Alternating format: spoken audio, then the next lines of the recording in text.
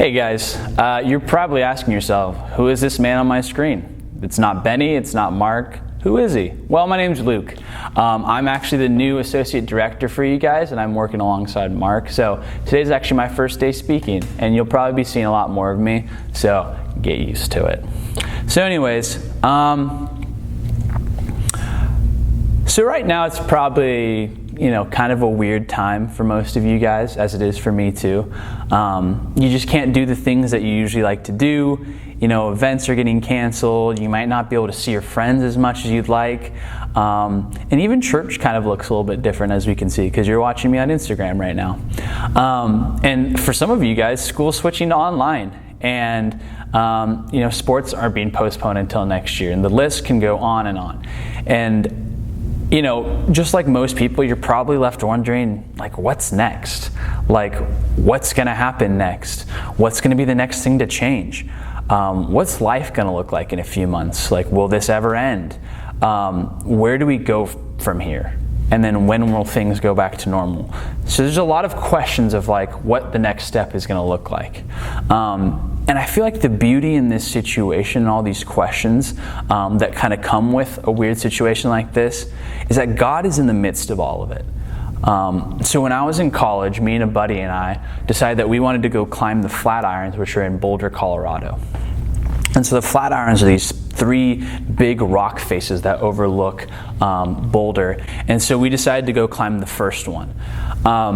So the thing about this was that Dan, my buddy, had only ever climbed the third Flatiron, the one we were going to climb, which we can no longer climb. So the first Flatiron was kind of like an unknown territory for us. So we really didn't know what to expect, what was going to happen, what it was going to look like. So anyways, we decided to push on, and Dan and I start hiking, and we're trying to get to the first Flatiron, and we're scrambling across these rocks, and all of a sudden Dan's hanging on this ledge, and then the ledge breaks out from under him and he falls, bam, 15 feet to the ground. And I'm like, oh my gosh, Dan's dead, is his legs broken, what's going on? So I run over to him, and he was okay, which is the good part. He was pretty dinged up, but he got up and we pushed on, and I was like, gosh, we can't go and climb the one we wanted to, and Dan almost died.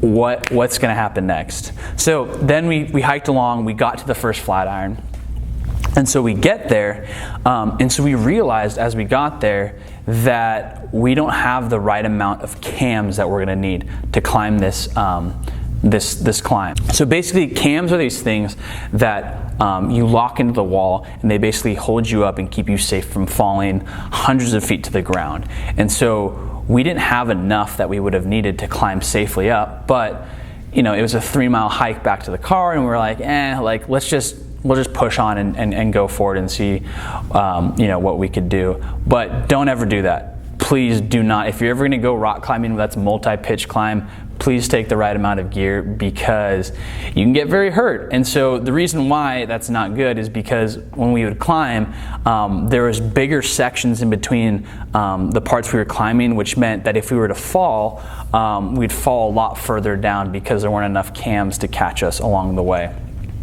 So don't ever do that. It's dangerous.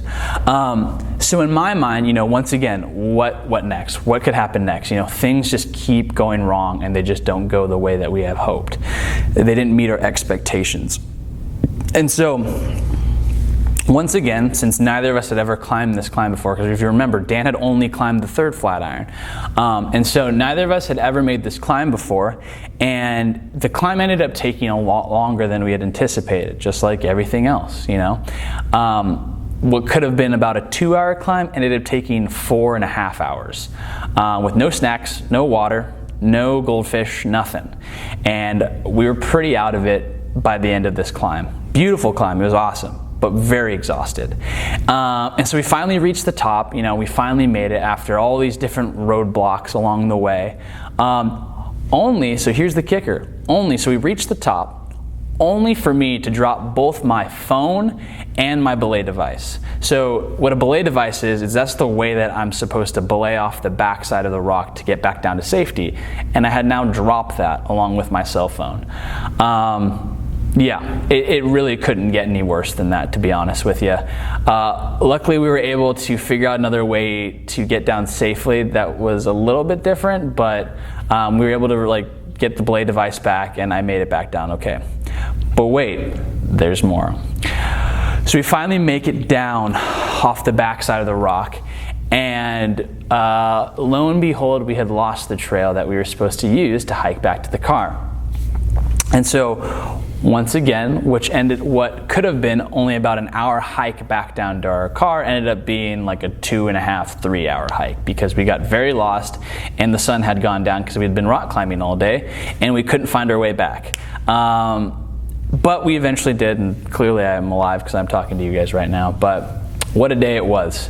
So similarly, the Israelites faced the same kind of what's next question. Like, geez, what else could happen? What's going to happen next? What more could go on? So if you remember, the Israelites were put in slavery in Egypt for hundreds of years. And so they were able to eventually gain their freedom from the Egyptians, from this guy named Moses, if you can remember him.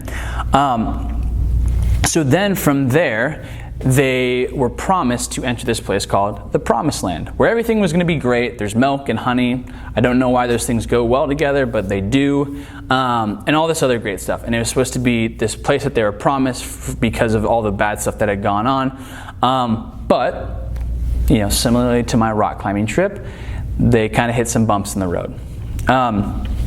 So the trip was initially taking too long. And so because it was taking too long, the Israelites got a little impatient, so they started worshiping gods and idols as one does when trips take too long. You start worshiping false gods and idols. I don't know. But then, after time, they got some trouble for that, but then after some time after that, they finally make it into the Promised Land. They're just outside of it. They're about to enter in, and it's like, oh, this waiting's over, let's do it. What's going to happen next? So they send some spies in, and the spies come back and are like, dudes, there's some massive people there. We can't go in. They're going to beat us up, and this is a no-go. So then they decide, okay, now we shouldn't go into the Promised Land, which was in direct disobedience to what God had told them to do. And so because of that, they were then punished for their disobedience and were forced to wander the desert for 40 years. So they're in slavery, they're about to go to the Promised Land, they're impatient, they disobey. What next? And so within those 40 years, they're probably still asking themselves, what's going to happen next? When are we going to get to do the thing we want to do? When are we going to get to, have fun and enjoy, after all this suffering and tough stuff? What else could go wrong? So while wandering the desert, the Israelites eventually had ran out of food and water, and people were dying, and it just wasn't looking good for them. But if we look in the text, we see that God still provided for them, even after all those roadblocks, when things were like, what's going to happen next? Okay, this thing happens, and it's not great. But even at those times, God still ended up providing for the Israelites with manna or food and water, even when there wasn't any. And continued to do so for those 40 years. So the same day, in the same way that I was climbing that rock and rock climbing, and everything that went wrong could go wrong, I still survived the climb, and I still actually ended up having a lot of fun with Dan and had a pretty zany story to bring back home and share with you guys. But from time to time, the Israelites, from the time the Israelites were enslaved to their time of entering the Promised Land, the Israelites had a lot of what next kind of moments. And then this time we will too, But just as the Lord provided for the Israelites in the desert, He'll provide for us too. In Deuteronomy 7:9 says, "Know therefore that the Lord your God is God, the faithful God who keeps covenant and steadfast love with those who love Him, and keeps His commandments to a thousand generations." And I think that's a pretty cool promise, that God will still promise to be there for us, to love us, if we're faithful to Him, but He'll still be there for us when things get kind of, what's next? So as you guys log into your school computers, or your computers for school, and you begin to ask yourself, gosh, what next? Maybe sit and stop and pray with God and ask Him, what He has next for you. How could you begin to trust and lean on Him a little bit more? And just as God eventually brought the Israelites out of the desert and into the promised land, eventually everything's going to go back to the way it was. So my message to you guys is to trust God because He has it all under control, even when things don't feel like they're going according to plan. Even when we can't do the things that we used to do and love. Even when you have to sit in front of a screen and do school, if you like that kind of thing. I don't know. But just know that God's got it under control, even in the times that we say, what's next? Thanks for listening, guys. Catch you on the next one.